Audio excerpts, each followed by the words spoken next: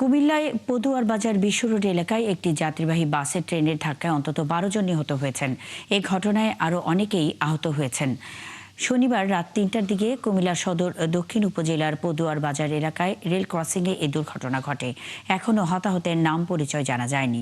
Mainamati highway থানা পুলিশের ভারপ্রাপ্ত কর্মকর্তা আব্দুল মমিন জানান, শনিবার ঈদের দিন রাত ৩টার দিকে চাঁপাইনবাবগঞ্জ থেকে নোয়াখালীর দিকে যাওয়া মামুন পরিবহন নামে একটি যাত্রীবাহী বাসে চট্টগ্রাম থেকে আসা একটি মেইল ট্রেন ধাক্কা দেয়। এতে হতাহতের এই ঘটনা ঘটে।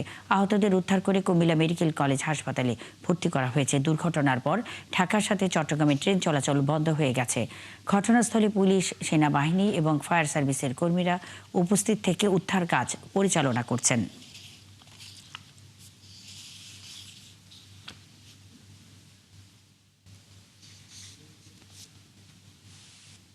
সাত জনের মতো ওই জায়গায় আছে, তবে লাশের সংখ্যা বাড়তে পারে।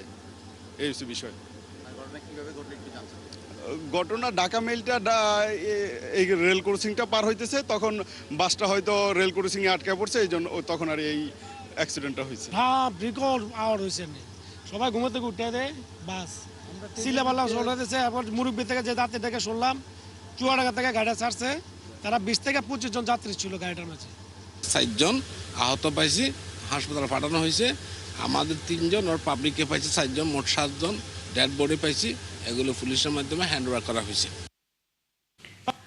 কুমিল্লায় পদুয়ার বাজার বিশ্ব রোড এলাকায় বাস ও ট্রেনের ধাক্কায় 7 জন নিহত হয়েছেন। সেখানকার সবশেষ পরিস্থিতি জানাতে যুক্ত হচ্ছেন সহকর্মী কাজী এনামুল হক।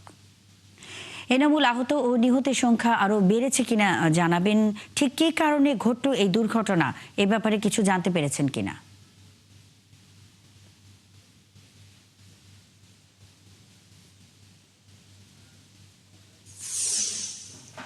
আসলে কি কারণে ঘটনাটি ঘটলো?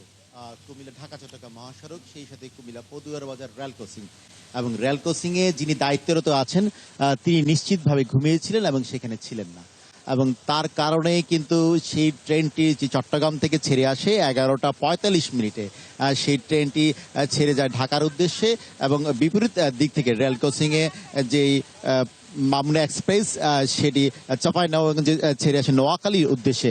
সেই বাসটি যখন রেল ক্রসিং পার হচ্ছিল, তখনই কিন্তু ট্রেনটি সজোরে বাসের মাঝখান দিয়ে ট্রেনটি বাসটিকে নিয়ে প্রায় 1 কিলোমিটার দূরে সেই জায়গায় কুমিল্লার কচুয়া চৌমুহনী এলাকায় সেই বাসটিকে কিন্তু নিয়ে আসে, এবং সেখানে বাসের যাত্রী ছিল 36 থেকে 37 জন, এবং সেই জায়গায় ঘটনাস্থলে কিন্তু 7 জন মারা গেছেন এবং 4 জন আহত হয়েছেন, তা বলছেন কুমিল্লা ফায়ার সার্ভিসের উপসহকারী পরিচালক ইদ্দিস মিয়া।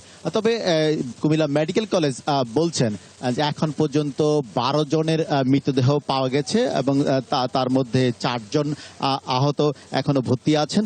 18 জনকে সেই কুমিল্লা মেডিকেল কলেজ প্রাথমিক চিকিৎসা দিয়েছে।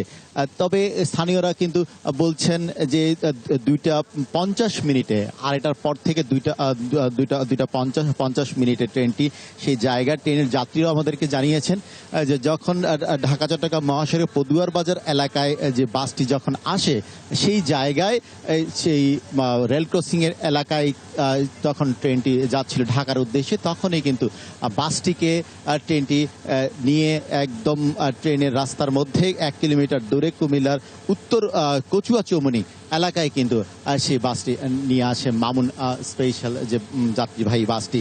এখন পর্যন্ত নিহতের সংখ্যা 12 জন।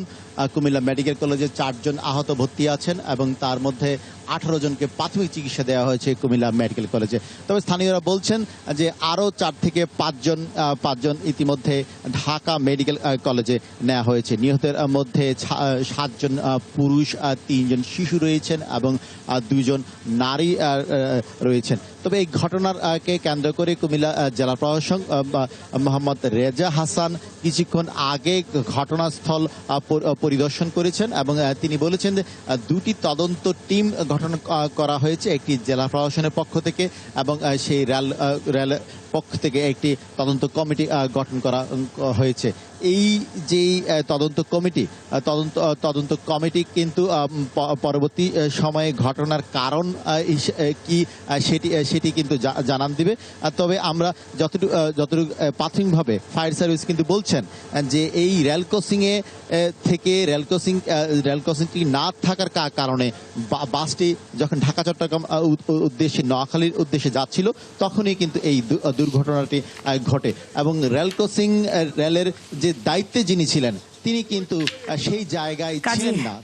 কাজী এনামুল হক, আপনি আছেন সেখানে, খবর রাখতে থাকুন, আমাদের সঙ্গে থাকবেন। দর্শক, কুমিল্লার পুরান পদুয়া বাজার বিশ্ব রোড এলাকায় বাস ও ট্রেনের ধাক্কায় 12 জন নিহত হয়েছেন। এ বিষয়ে সবশেষ খবরাখবর নিয়ে কাজী এনামুল হক যুক্ত ছিলেন।